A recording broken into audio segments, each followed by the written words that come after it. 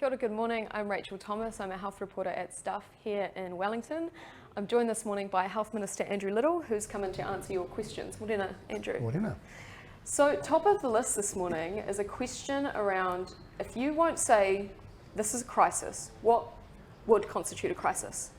Look, it doesn't matter what language or words you use. We have a health system that is under extraordinary pressure. This has been one of the worst winters we've had for a whole bunch of reasons that have been well canvassed: COVID, flu, staff absenteeism, and what have you. And that's on the back of a system that was already struggling with staff numbers, and it was understaffed with a lot of vacancies. I think what's the critical thing is not what word you use, it's what you're doing about it. And this is a government that is doing a lot about health, and we have, in the whole 5 years we've been in government. It's why we've added 5,500 clinically qualified people to our public health system.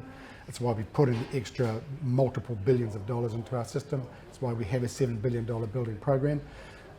It's why we're looking at lifting, pain conditions for nurses, for healthcare workers across the board. So it's what you do about it, and knowing that stuff is happening that is important. Will you acknowledge, though, that this is an emergency?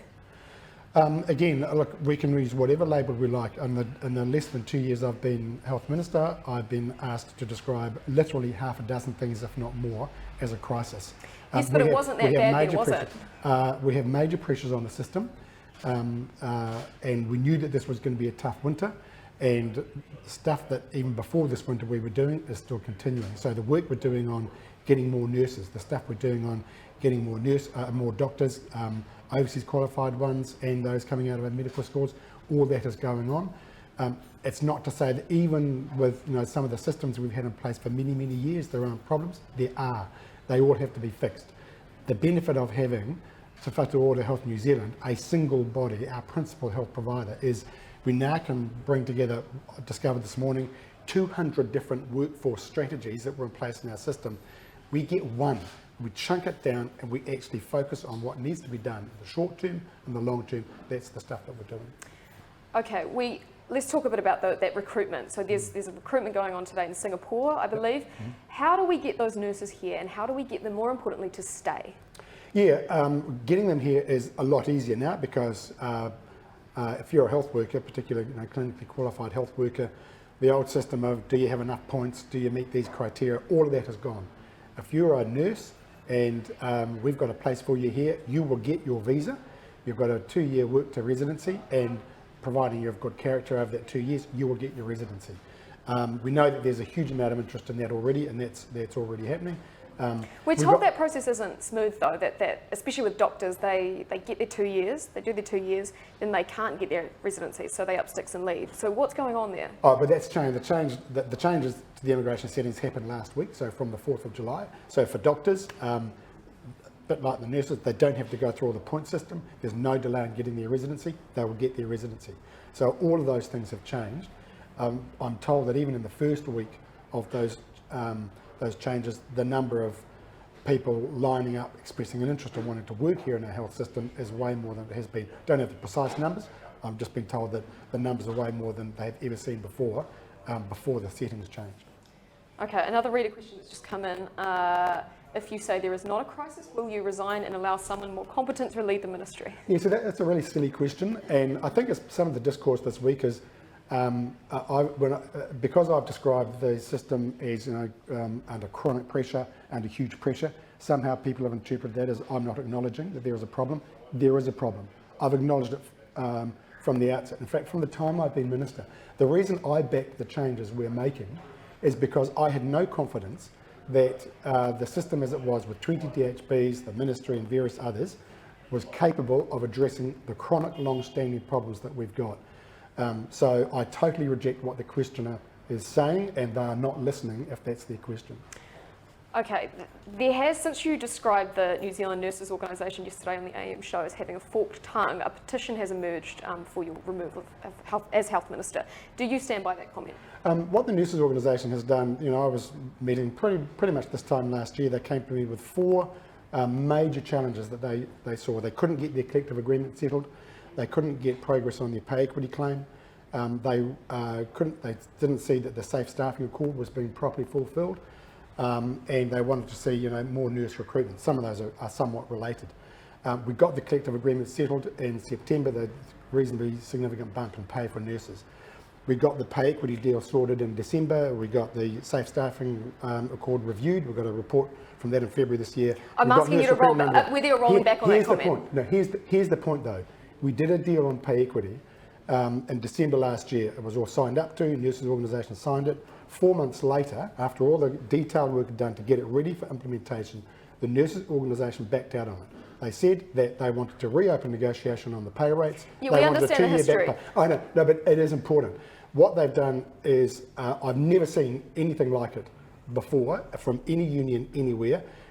They keep telling me, they told me last year, we need to lift nurse pay. It's important for recruitment and retention. They are blocking nurses getting a pay rise. Right now, if they follow through on what they signed up to and promised to do, nurses in our public health system today would be on base incomes of $10,000 to $12,000 a year more than what they are. The nurses organisation is blocking it. Then a couple of weeks ago they were saying we need to do more on nurse pay. We are doing everything we can on nurse pay. They are the impediment. Does that comment, a comment like that, not erode any sort of trust? Why should healthcare workers trust you? Because what the nurses organisation is doing is unprincipled. And I've never seen anything like it from an organisation that is representing its members to improve their conditions. What they're doing is wrong, and we've got money in the bank ready to pay nurses. The massive, the significant increases in their pay, the lump sum payments that go with it, the back pay to the 7th of March next year, they are the impediment. And for them, having done that, to then complain a few weeks ago that not enough is being done on nurse pay, that is wrong. So I'm sorry, but health organisations do not get off scot-free. They are open to criticism too. I am critical of their actions because that is impeding our ability in terms of recruitment and retention of nurses at this critical time. So they say the pay equity offer wasn't backdated to December 2019 as promised. That seems to be a huge issue here. Never promised, never agreed. And a deal was done in December last year with their most senior negotiator. Time taken to do it. That person had been involved right through the whole technical process of pay equity and the negotiations.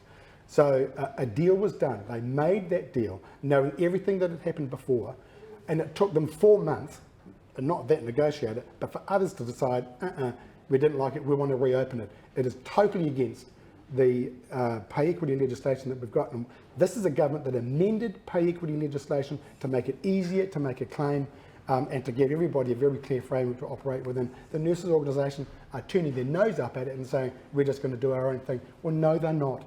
There has to be some baseline principle to this. This is a government that is striving to lift pay and conditions in the health sector, for nurses, for home care workers, for others. We're doing everything we can. We are being blocked by one organisation representing nurses for lifting nurse pay. I'm sorry, but that's the way it is. Okay, I think we'll move on from unions. You said you expect the new health system to get on top of the workforce issue in 5 years' time. So what's going to stop that from happening every year for the next 5 years? The same situation. Yeah, when I say, I mean, there's a lot that actually has to change in terms of processes, and it's kind of right from the start when we get expressions of interest from young New Zealanders who want to work in the health system, to the people who have got qualifications from overseas, or people who've got qualifications now. There's a whole bunch of things we need to do to make it easier for people to get into the health system, get their qualification. I think there are going to be some issues with some of the professional colleges and some of the training institutions too, about making sure we've got training that fits what we need. I think one of the challenges is the entry-level sort of roles that people can get into. That may well lead to being a registered nurse, may well lead to being a senior medical officer, but finding different entry-level positions. So there's a lot going on. I think the benefit of Te Whatu Ora Health New Zealand is we've now got one organisation. There's a lot of stuff they can kind of lead from the centre and work with every hospital to make sure that there's consistency, the opportunities for training, for supporting people getting into health are there. Another question from a reader. Have you recently or ever stood alongside a large hospital emergency department medical staff on the floor and observed their struggles for half a shift? I was in an ED at the end of last year, but I get around and I talk to ED staff. They tell me the pressures that they're under, and I see the numbers too. 90,000 New Zealanders went to an ED last month alone, just in the month of June. a lot of people turning up to ED because that's where they need to go. Part of the challenge, I think, is there's a lot of people turning up to ED who should not be going to ED. They're turning up there because they can't get to a doctor or they can't afford after-hours surcharges and things like that. So that's part of the challenge we've got to fix to make primary care more accessible. There's adding doctors, there's adding practices. Here's part of the challenge of the future, though. It is changing the way some of that stuff is set up. And I think in primary care in particular, it is working with GPs and others and other health professionals to say there are other ways of organising this to make it more accessible so people don't have to turn up to ED because that's the last resort they've got. Yeah, so just a bit about that. I mean, I think under the previous government, there was a big push to get more care out into the community. They were pushed into this 15-minute model with GPs, which GPs say is not enough to provide care. Are you going to look at that? Yeah, we're doing a review of the capitation funding, which that is part of, and plenty of GPs say to me, they say particularly for a lot of the older patients and growing number of patients with complexities that they just can't deal with it in 15 minutes.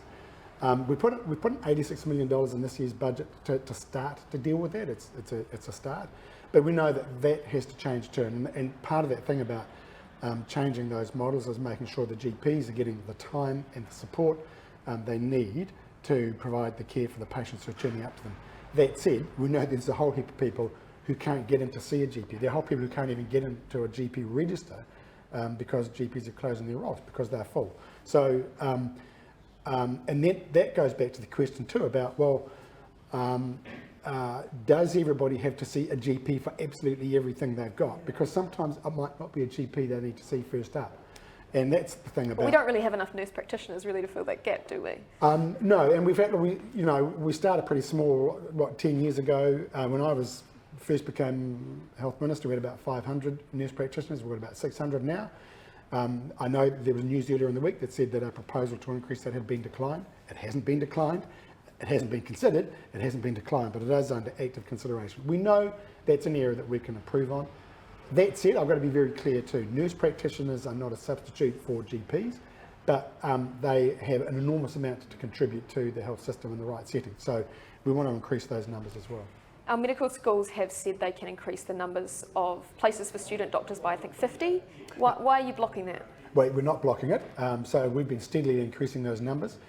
What they have to be aware of, and the rest of the health system has to be aware of, is that when they come out as graduates, there've got to be places for them to go. Right now, every medical graduate from New Zealand Medical School, we can absorb into the system to give them their postgraduate years 1 and 2, because that's what they need to complete their training. But we're at that limit. So part of the work that's going on now is to look at alternative forms of supervision so that those postgraduate years 1 and 2 can be done in conditions where they're getting the supervision, particularly for those who do aspire to being a GP. And there's some work, or a model about to start up in the Waikato very shortly to allow that to happen. We've got to find different ways of doing things like providing that supervision for medical graduates, because continuing to do things the old way under the old conditions is part of the blockage of what's preventing us from growing those numbers at the moment. Okay, we've got a lot of questions about this next one this morning. It's about unvaccinated healthcare workers. I know you kind of batted this back to Minister Verrill yesterday, but we really need a strong line from you on this. Are they welcome in the health system?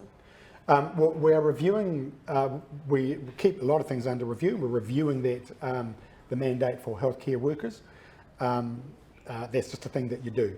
I know, and a lot of people are concerned about unvaccinated healthcare workers being in the health system. A lot of people are saying, I don't want to be treated by a healthcare worker who's not vaccinated. Some of the unvaccinated healthcare workers are working in non-clinical roles at the moment, but at some point a judgment call has to be made. Is there a good clinical basis to maintain the mandate? That's the question that has to be answered. We rely on expert advice to do that, but Minister Verrill is, part of her job is to every day look at, are the settings right that we have in place for managing COVID? Okay, flu jab. Obviously, flu's putting a lot of pressure on hospitals. Why are flu jabs not free for everyone? We've never had that. We've significantly increased the coverage, the free coverage that we planned for this year. So we normally have about 1.4 million. We've planned on 2 million this year. We've done our best to make it more accessible, particularly to vulnerable groups. The over 65-year-olds, there's a good proportion of them now covered with the flu jab. We want younger people to be covered. So we're doing everything we can to broaden that coverage. Part of the issue is too, look, there are a lot of employers that offer a free flu jab to their workforce. We don't want to interfere with that, that's good. But in terms of what the public program does, it's never been universally available. We offer it on the basis that we get the best possible coverage to meet the threat that we think is coming our way. Yes, but if you're 45, you're Māori, and you live in crowded housing, you're still facing paying up to $45 for a flu jab. That's a massive equity barrier for a lot of families, particularly at the moment. So how is that not free? Yeah, so we look at what we've got, who is eligible to it at the moment. Age for Māori Pacific is lower than everybody else. If you've got vulnerable health conditions, then you get it for free anyway. So a lot of people in those communities will be getting it. So yeah, as I say, we've never made it universally available, but this year we have made it available to literally hundreds of thousands more than we have done in the past. Okay. Hospitals keep talking a lot about staff absences due to illness. Illness seems to sort of put the blame on staff. Why is there never a mention of vacancies? Well, it's both. So every time I talk about it, I talk about the fact there are a heap of underlying vacancies to our system, but I think the reporting I'm getting says that although we expected a level of staff absenteeism when we were planning for this winter, because we still have COVID and health care workers get affected by flu as well, it's higher than was expected. So that's a reality. I've seen some numbers that said a particular facility had a 15% staff absenteeism. That's people unwell. That's in the vacancies on top of that. The vacancies are there. I've always acknowledged them. They are real. The work to fill those vacancies is ongoing. As I say, we're moving from 200 workforce plans to deal with those vacancies to one comprehensive plan, and work underway right now, going to the Singapore Fair, going to other places overseas, and through other recruitment mechanisms to fill those vacancies. Okay, you and the Prime Minister and a few others received a letter this week from a group of doctors warning the healthcare workforce was at risk of catastrophic collapse. Have you responded to that letter? No, still considering that, and look, I'm not into using extreme language. I look at a system that employs 82,000 people, that treats 1.5 million people a year. I get correspondence every day about people, about the care that they've got and they're getting. There are people who are enduring delays because of their care. I am very careful about the language that I use about our system. It has major challenges. There is significant work going on about it. As the Minister of Health, I stand behind our public health system. It is a good system, and if people are well, it's not a good system when people are dying after they get turned away from ED. Well, I'm a little bit careful about what you say about that. We've had a report about an incident, and that is under investigation. So 90,000 people turned up to an ED in New Zealand in the month of June alone. So we've got to be very careful. And I look very sceptically at people within the system who make very large, bold assertions about things, because my job as Minister, every day I'm getting reports, I get the data, I get the figures, I look at the system as a whole. This is a system that has major challenges. This is a system that has major shortfalls in terms of numbers of staff, and I've got to be sure that the work is being done to fill those things and to support the people who are there.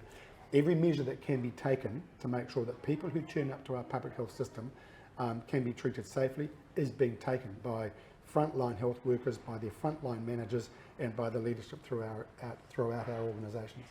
Do you understand why healthcare workers feel gaslit when you make comments like that?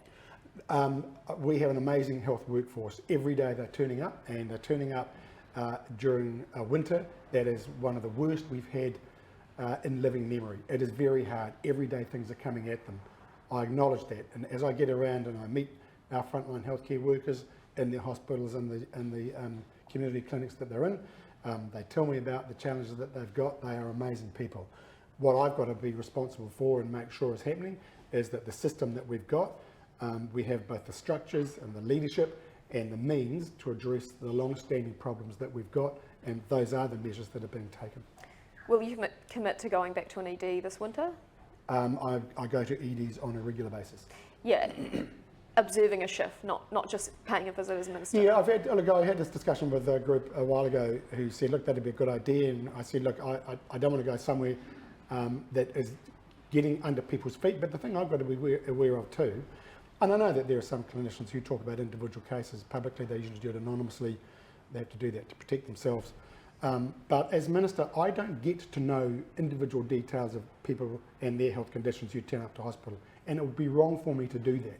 What's important is that I hear from the frontline clinicians and their experiences. It's also important I hear from people, patients who turn up and experience those services as well, and I do that. So I've got to be very careful that I'm not putting myself in a position where members of the public feel they are obliged to somehow disclose their personal medical details to me. They don't have to, and it's wrong to have a system where that does happen. The principal person they've got to disclose their details to is the clinician in front of them. We've got to know it's a system that does its best to support that clinician through support for them, the other staff in ED and the rest of the hospital, the clerical and admin staff who support that whole process, and the leadership that supports that process. My job as Minister is to make sure all the elements of the system, in hospitals, outside of hospitals, across the system, that the resources are going to the right place, the leadership is in place, the decisions, both short-term and long-term, are taking place to keep our system together. That's the job I do. Okay, I'm hearing from GPs now who have been in the industry about 30 years saying they've never felt the need to get health insurance, and now they are. Is that an indictment on the system? Look, I'm not quite sure the experiences of individual GPs and historical or recent. What I do know is we have some challenges with the GP workforce, and I hear from GPs who say, they struggle to keep up with the patient demand, long waiting times for patients to get to see them.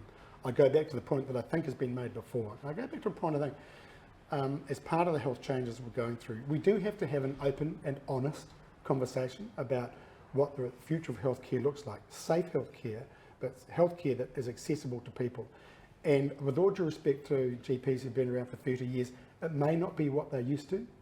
We may actually have to make some changes about the way GP services run. We may actually have to have GPs working with other health professionals. I was at a GP conference a few weeks ago, and I had this question put to me. A GP she said, look, every day I'm just full on. Do I need to be doing everything? And actually, I'm not a clinician, I don't come from this background, but I said, actually, you shouldn't have to be. I mean, plenty of GPs say to me, there are people who turn up there who they probably don't need to see. Actually, there are other qualified health professionals who are quite equipped to dealing with some of the people who work through a GP door. So one of my expectations about the locality planning process, which is part of the health reforms, is we start to have that honest conversation about how do we organise health services, primary health care services in our communities that means that they are accessible and that the right care is given by the right health professional at the right time. Because it may well look different to the experience of a lot of older GPs and what they're used to at the moment. Well, the point that GP was making was that they don't trust the public system to provide healthcare for them, so they're going private. I'm interested to know, do you have health insurance? No. Okay. I've never had it, and I'll tell you why, because I do trust the public health system. I've grown up trusting the public health system. I still trust the public health system. I needed treatment for something over the summer break, and I've had exemplary care. The letters I've had this week, just from an array of people, from small issues to big issues, people talking about the amazing care that they get. I back our public health system. The reason I feel privileged to be health minister, but to be a health minister that is leading a set of changes, is because I think we can do better, but I believe in our public health system. I tell you the other thing about, if you want to personalise it to me, some things do require challenging the status quo. And some changes will require challenging some people who've been around a while with some long-standing ideas, but they may no longer be fit for the long-term future. So we do have to open that up a bit. And I think for some people in the health system, that's an uncomfortable place to be, but we have to have, I think, a better quality conversation about what the future of healthcare looks like. I think part of the frustration workers are feeling is, now we've got this new system, which they are optimistic about on the whole, but it's meant, we've got health officials down at the Ministry of Health spending an hour planting trees symbolically while nurses are working 15-hour shifts. I mean, is that a little bit off? No, I think that's with all due respect, Rachel, that's a silly comment to make. All right, so when significant things happen, such as the establishment of a dedicated public health agency, and our public health work and our public health workforce has been absolutely critical for the last 2 years. It is right to celebrate that. That is an important part of the change. We have a dedicated system leadership on public health issues. Here's what's important, and that is that I think what I take from when I hear a lot of health workers is I think they are excited by what they kind of hear about and think about the future of the system, but they don't feel as if they necessarily have a voice in it or a strong voice in it. And I think one of the things I've got to do very soon is make sure we find a way that, you know, people, and a lot of people got a lot of ideas. I'm getting a lot of good ideas at the moment about things that should happen. We've got amazing opportunity right now to really reset some things, but most importantly, to reset the way that frontline health workers get to have a say on what the future looks like. That's going to mean engaging in, you know, the professional organisations, the unions, the others, the stakeholder groups. They've got a job to do. I've got to know that they're representative, but I've got to know that when we say, right, here's a set of challenges we've got, here's some things that we think might need to change, where are your ideas, how do we get your ideas and your input, and how do you take ownership of what that future looks like? So I think you're right, there's a whole bunch of people in our health system who really want to be part of that new system and that new look and what the future looks like. They really want to feel as if they own that, and I've got to give them that opportunity. Okay, just one more question. How supportive are top level leaders in all the regions of your strategy for the health system?